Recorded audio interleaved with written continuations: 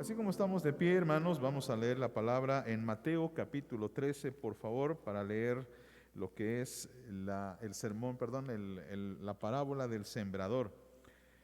Y vamos, por favor, a Mateo capítulo 13 y vamos a comenzar nuestra lectura desde el primer versículo, versículo 1, hasta el versículo 9.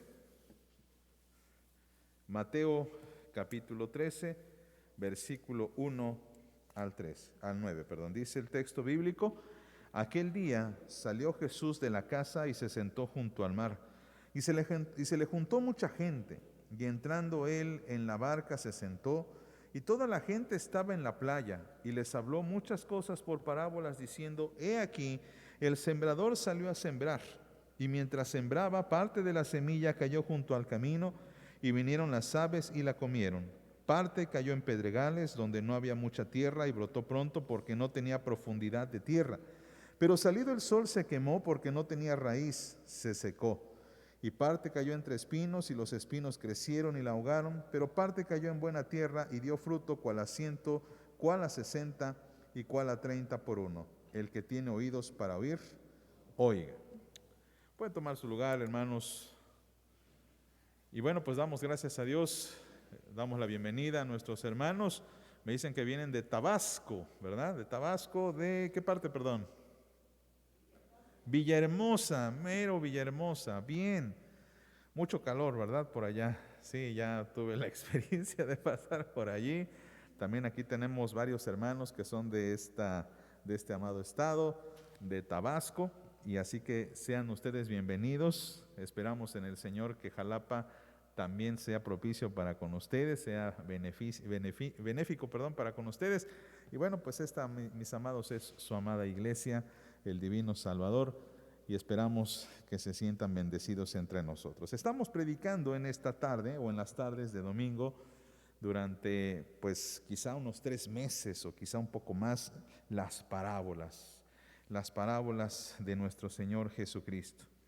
Y comenzamos la semana pasada hablando de la parábola del tesoro escondido y la parábola de la perla de gran precio. Pero siendo muy justos, dijimos que íbamos a abordar este tema no en forma cronológica, porque una de las características que tienen las parábolas es que se pueden estudiar aleatoriamente. De hecho, hay quienes dicen que esta es la primera parábola que Jesús llega a mencionar. Pero siendo justos, hay un debate, porque si nosotros vamos unas páginas más atrás, especialmente hacia el capítulo 7 de Mateo, y leemos en el versículo 24, este relato de Jesús se parece mucho a una parábola.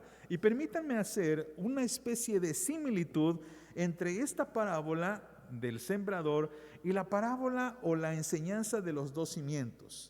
Porque noten cómo Jesús dice lo siguiente. Vamos a Mateo capítulo 7, versículo 24, en donde dice el Señor: cualquiera pues que me oye estas palabras y las hace, le compararé a un hombre prudente que edificó su casa sobre la roca. Descendió lluvia y vinieron ríos y soplaron vientos y golpearon contra aquella casa y no cayó porque estaba fundada sobre la roca. Pero cualquiera que me oye estas palabras y no las hace, le compararé a un hombre insensato que edificó su casa sobre la arena. Descendió lluvia, vinieron ríos, soplaron vientos y dieron con ímpetu contra aquella casa y cayó.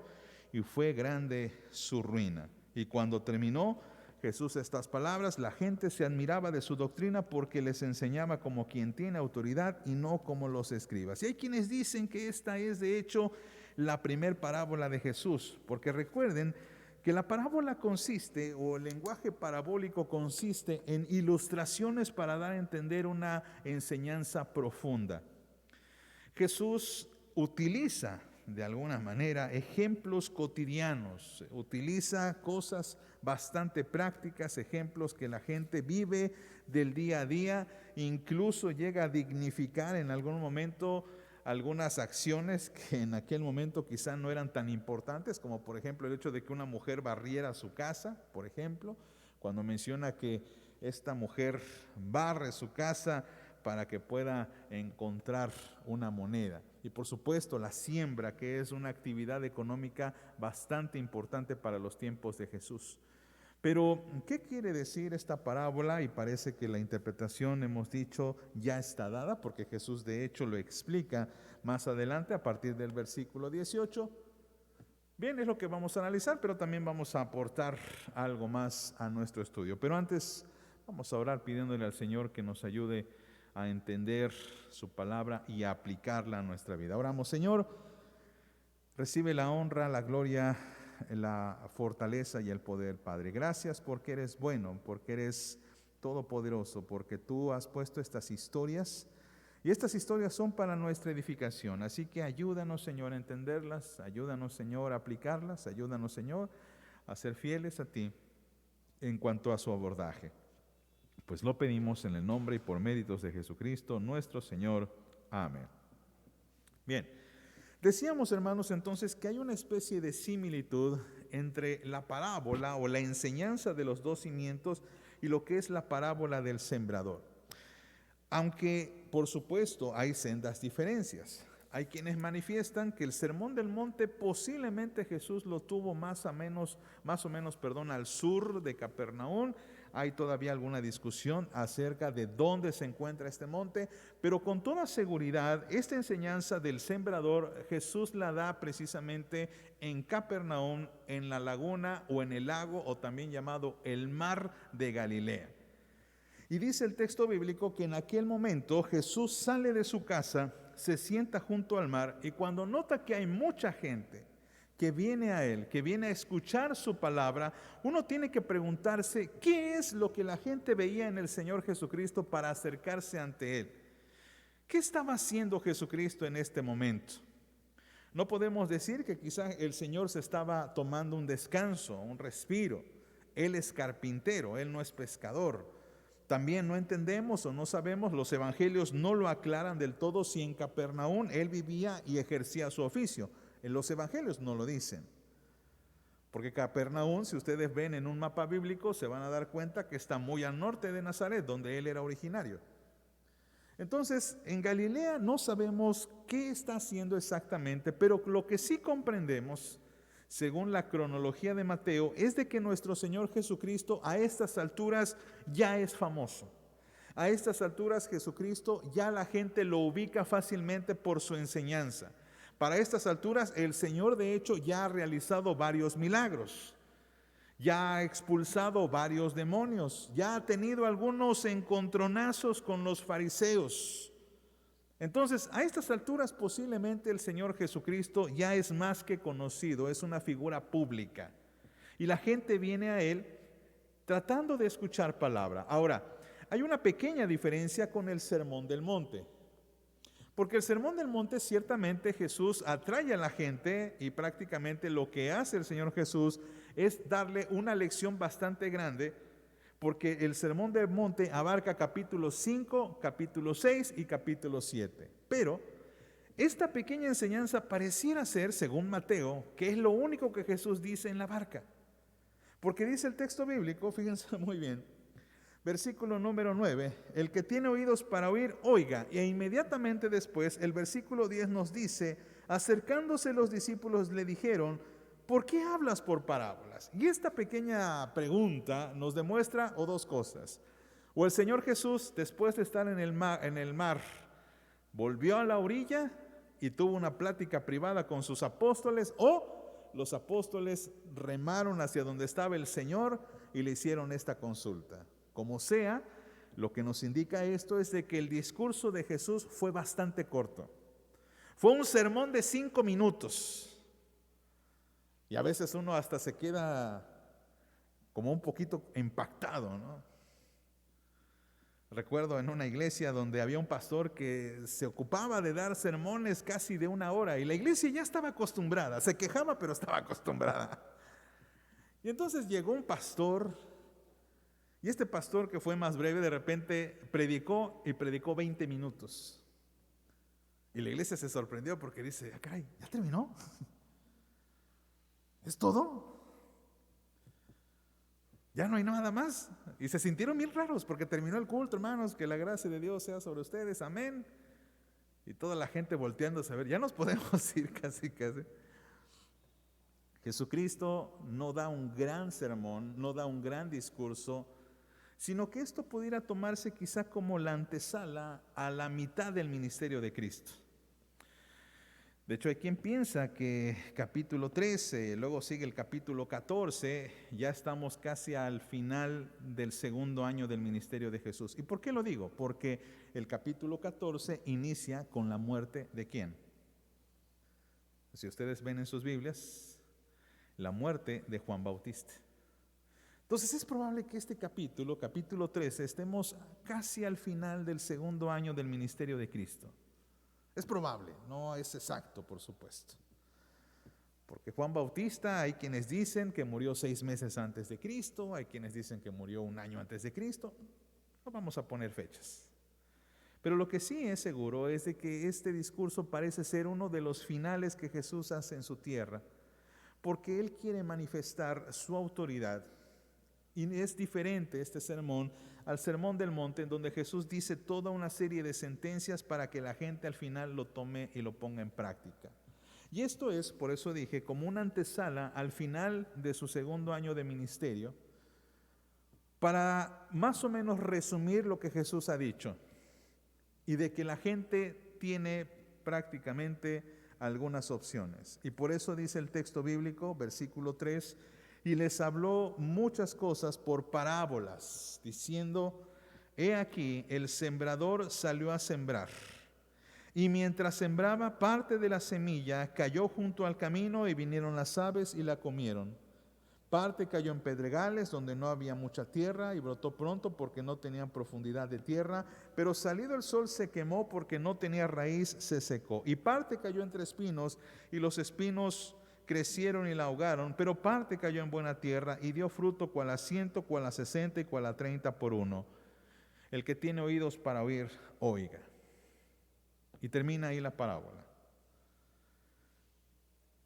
La reacción de los apóstoles cuando después dice, ¿por qué hablas por parábolas? Lo que quiere decir un poquito es, Señor, no te entendemos del todo lo que quieres decir. ¿Estás hablando figuradamente o estás hablando, digamos, literalmente? Y entonces Jesús, a partir del versículo 18, les expone más claramente en qué consiste su parábola para que los apóstoles no tengan ninguna duda en cuanto a su interpretación. Y vamos, por favor, versículos más adelante, versículo 18. Y dice, oíd pues vosotros la parábola del sembrador. Cuando alguno oye la parábola del reino y no la entiende, viene el malo y arrebata lo que fue sembrado en su corazón. Este es el que fue sembrado junto al camino. El que fue sembrado en pedregales, este es el que oye la palabra y al momento la recibe con gozo, pero no tiene raíz en sí, sino que es de corta duración, pues al venir la aflicción o la persecución por causa de la palabra, luego tropieza. El que fue sembrado entre espinos, este es el que oye la palabra, pero el afán de este siglo y el engaño de las riquezas ahogan la palabra y se hace infructuosa. Mas el que fue sembrado en buena tierra, este es el que oye y entiende la palabra y da fruto y produce a 100, a 60 y a 30 por uno. Y aquí es donde decía, hermanos, que esta parábola tiene muchísima similitud con la enseñanza de los dos cimientos. Volvamos al Sermón del Monte, porque es importante hacerlo, y recordemos lo que Jesús nos ha estado enseñando. El reino de los cielos es semejante a, o el reino de los cielos es esto, dice Jesús en el capítulo 13, durante todas las parábolas. Pero en Mateo capítulo 5, capítulo 6 y capítulo 7, Jesús nos habla acerca del reino de los cielos y del comportamiento que el creyente debe de tener en este reino de los cielos. Y por eso Jesús en sus sentencias dice, oísteis que fue dicho, pero yo os digo. Y está siempre esta postura ante el Padre. Por ejemplo, cuando habla acerca de las limosnas, dice, cuando des limosna, no seas como los hipócritas que hacen sonar la campana, y luego dice, cuando tú des algo, dalo en secreto para que tu Padre que ve en secreto te recompense en público. Y estas sentencias Jesús las aglomera en este sermón, terminando con esto. Cualquiera que oye estas palabras, todo el sermón del monte, cualquiera que oye estas palabras y las hace, le compararé a un hombre prudente que edificó su casa sobre la roca. Y aquí tenemos la similitud con la palabra que se siembra sobre tierra buena. Es lo mismo, podríamos decir, es similar. Y después Jesús dice, y cualquiera que oye mis palabras, pero no las hace, le compararé a un hombre insensato que edificó su casa sobre la arena. ¿Qué significa esto? Es aquellos que es plantado junto al camino, junto a las piedras, junto a los espinos, porque no crece la palabra. El corazón de estas dos enseñanzas, Mateo capítulo 7, versículo 24 y Mateo capítulo 13, versículo 1 en adelante, es la palabra. Jesús dice, les he dado mi palabra, les he enseñado mi palabra, les he regalado y obsequiado la palabra que es para ustedes de parte de Dios. Y la pregunta es, ¿qué van a hacer con esta palabra? Pudiéramos interpretar este pasaje o pudiéramos interpretar esta parábola como un rechazo de Jesús a solamente tener seguidores por tener seguidores,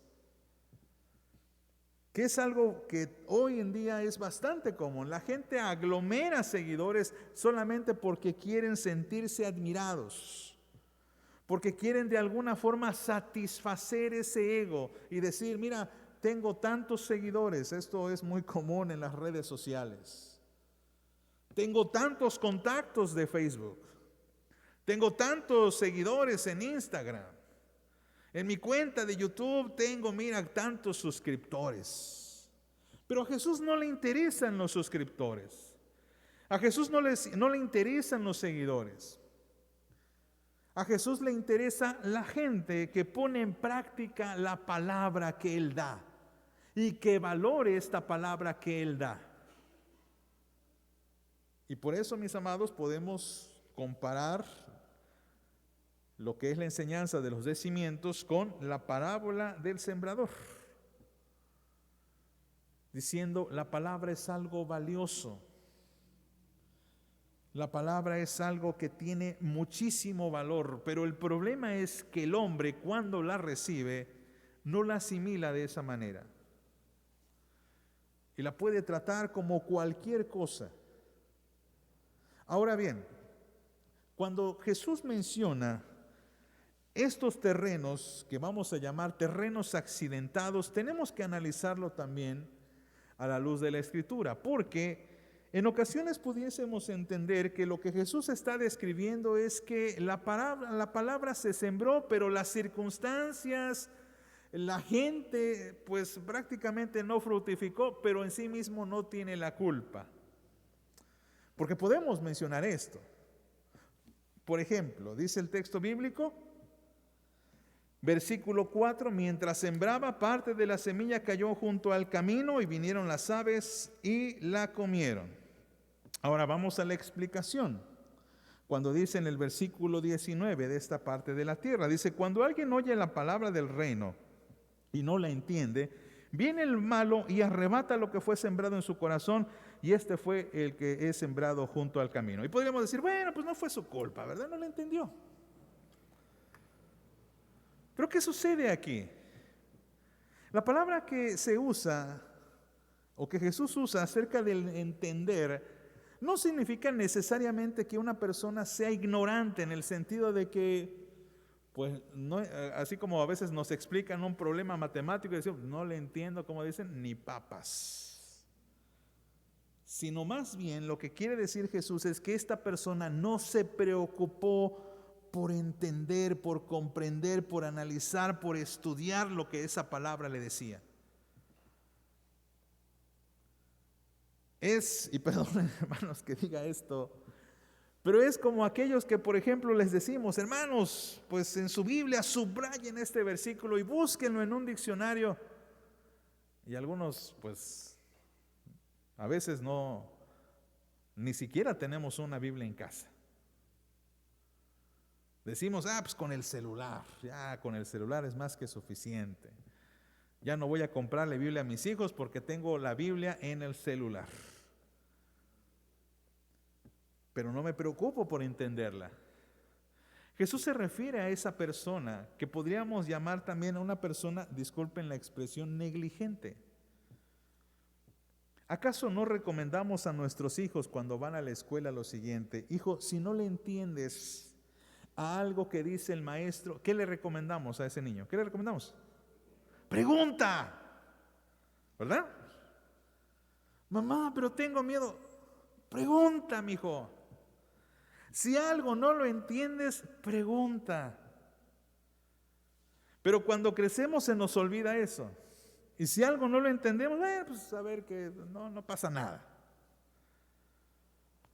Y nos quedamos con la duda, quedamos con la incertidumbre de lo que significa. Y por eso Jesús dice, viene el malo y arrebata lo que fue sembrado en su corazón. ¿Por qué? Porque el malo sabe que cuando una enseñanza no está clara, mete la duda.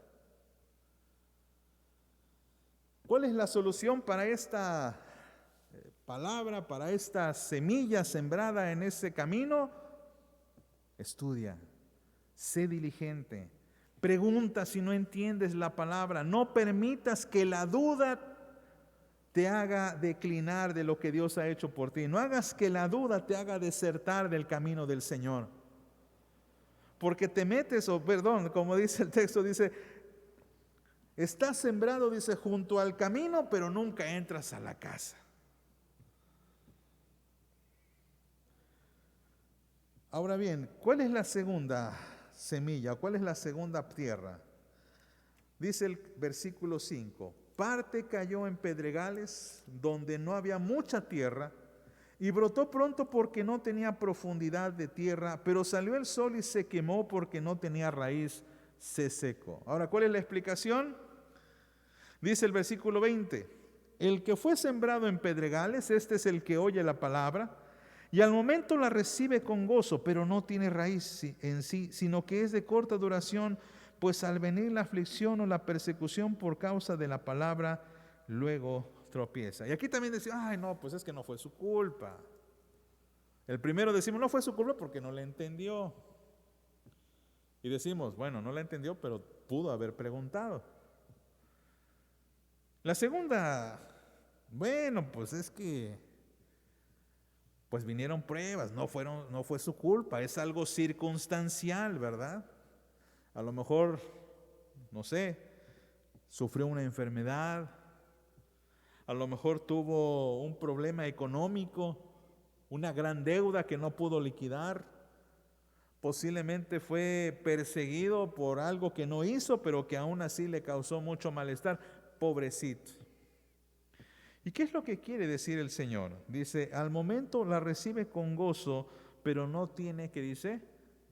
Raíz. ¿Y por qué no tiene raíz una planta? ¿Por qué? ¿Qué significa esta expresión? Porque es muy interesante.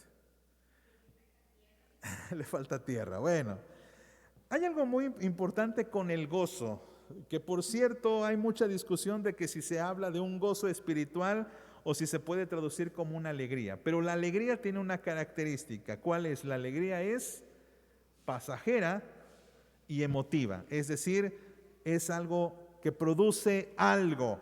Es instantánea, es emotiva, es emocional, es solamente algo por lo exterior. Y hay gente que se emociona por algunas cosas.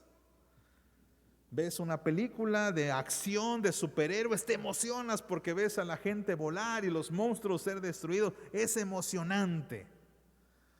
Te subes a un juego mecánico, ¿verdad? Y sientes cómo vas en la montaña rusa. Es emocionante, sientes cómo la piel se te hinchina. Pero esa emoción es pasajera, ¿cierto?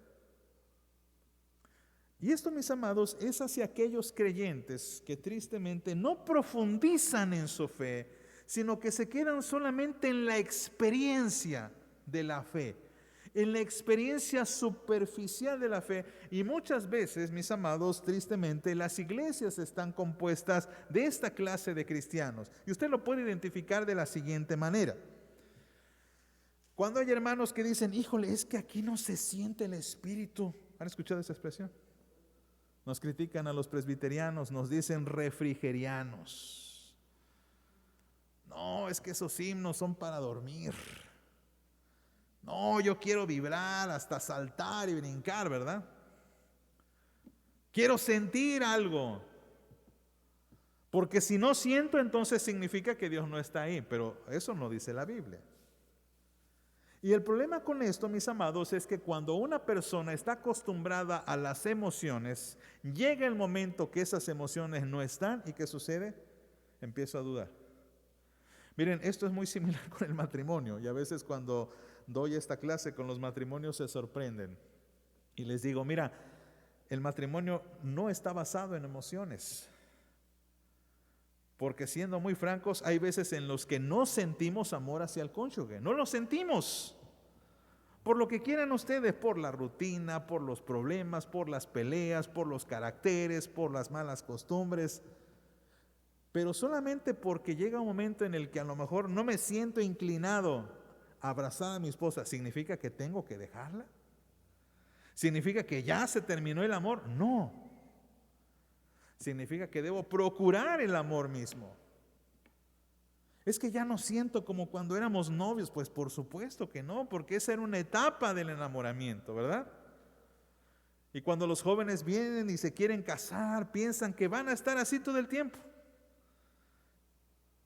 Y lo cierto, amados, es que conforme uno va madurando, se va dando cuenta que el amor no consiste necesariamente de estar todo el tiempo de la mano y de caricias y diciéndose cosas tiernas y agarrándose la carita y ay, eres lo más hermoso que he visto, ¿no?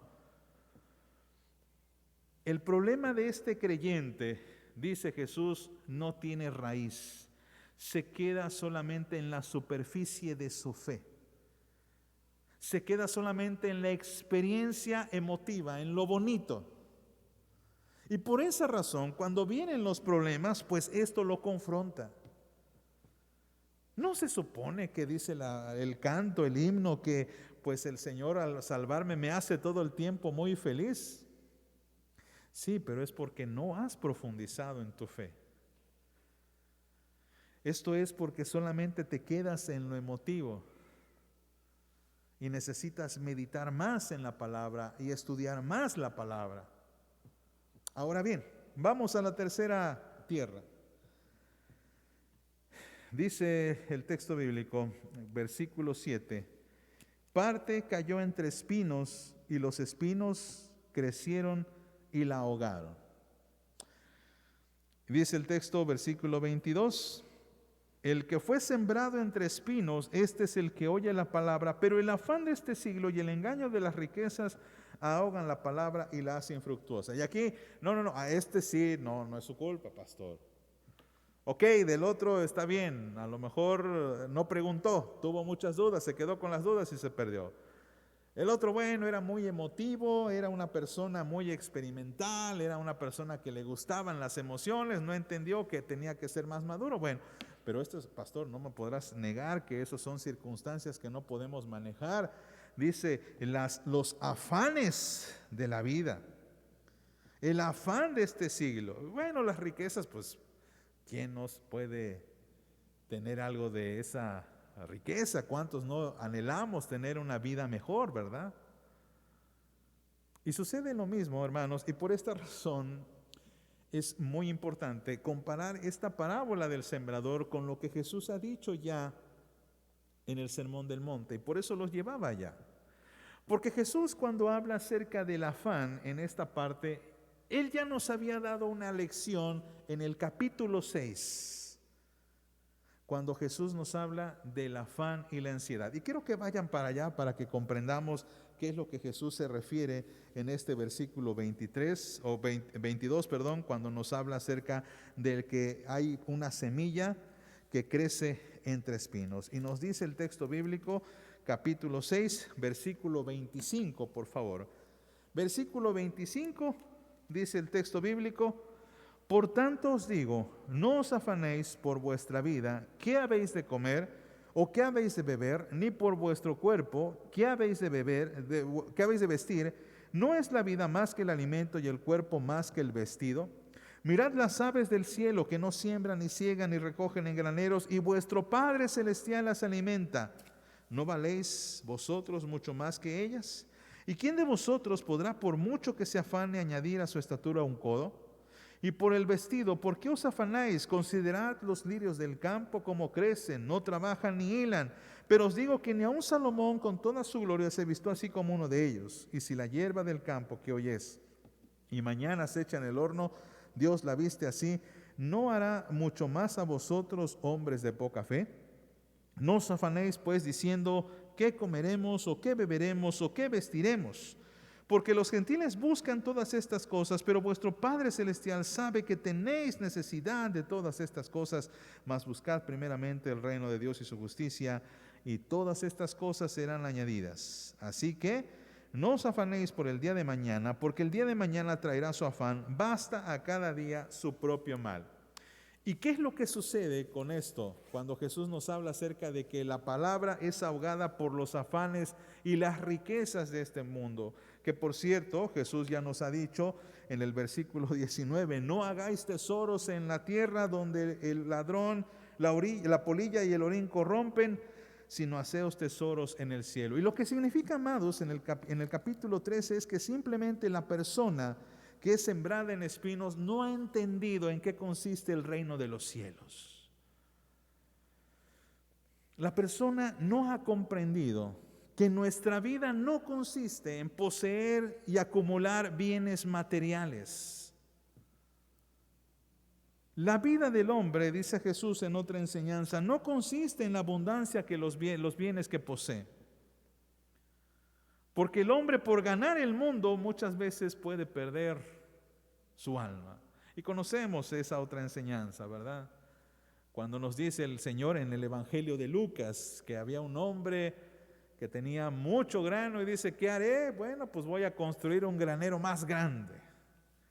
Y cuando terminó su obra, su afán, dice el texto bíblico, puso todo su grano y se dijo a sí mismo, alma mía, mucho has trabajado, has acumulado, te mereces un descanso. Y entonces dice Cristo, necio, esta noche vienen a pedirte tu alma. Y todo lo que acumulaste, ¿de qué te va a servir? Resulta bastante simpático que hay gente que quiere contrarrestar este dicho de Jesús. Y por ejemplo, uno de los hombres más ricos del mundo pidió y ordenó ser enterrado en su Mercedes-Benz, como si se lo pudiera llevar a donde iba, al infierno, yo creo. Hay gente que pide vestirse en ropas de gala. Hay gente que pide que sea enterrado con todas sus joyas.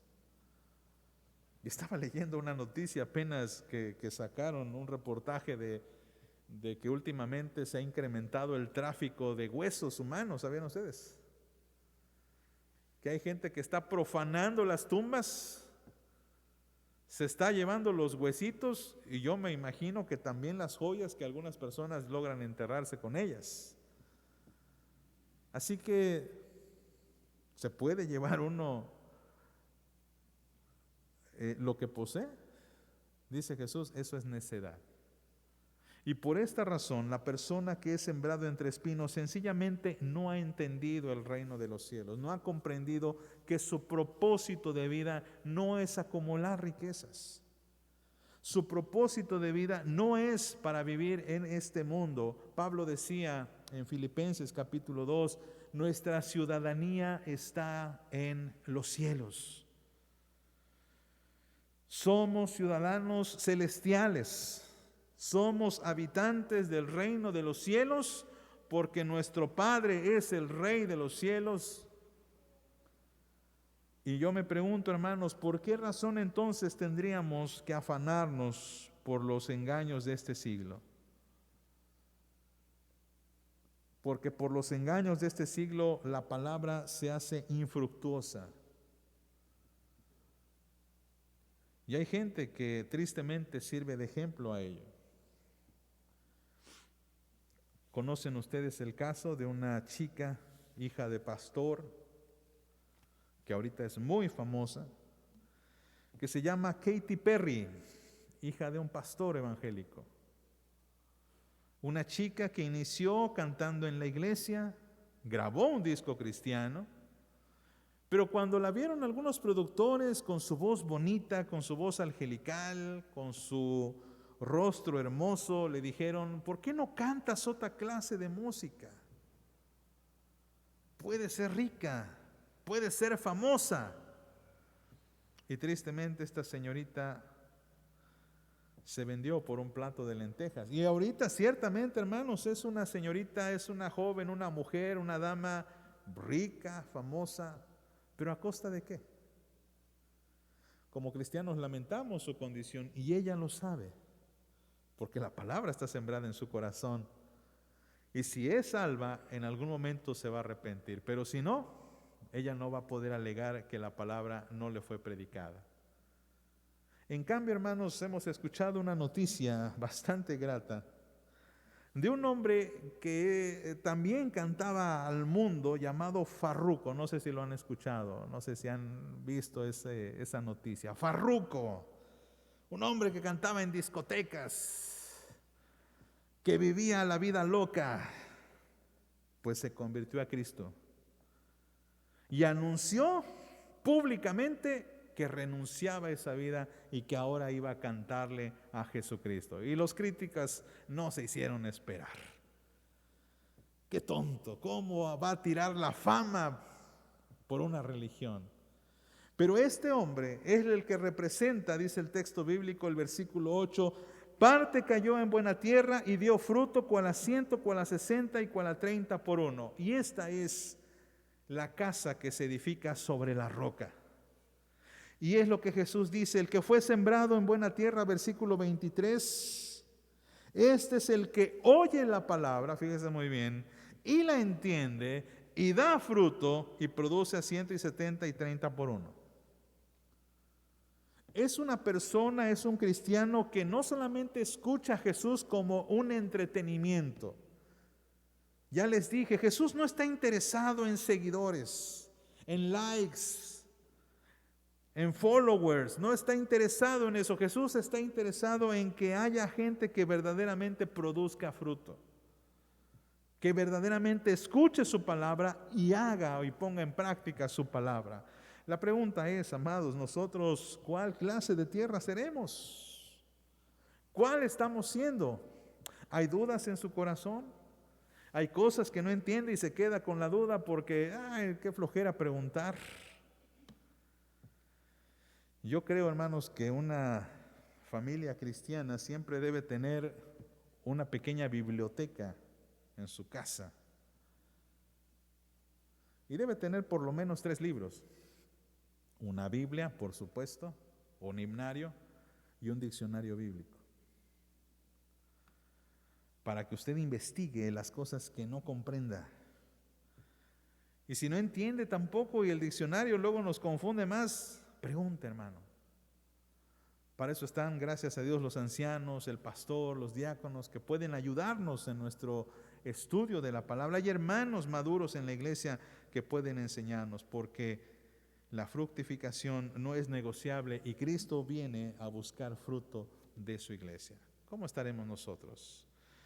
Que Dios nos ayude y nos halle produciendo, amados, para honra y gloria de su nombre. Oramos. Padre, nuevamente acudimos a ti, dándote gracias, Señor, porque eres bueno y fiel.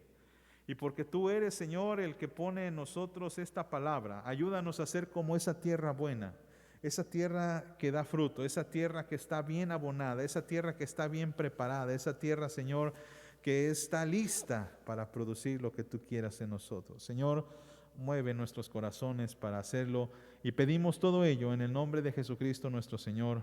Amén.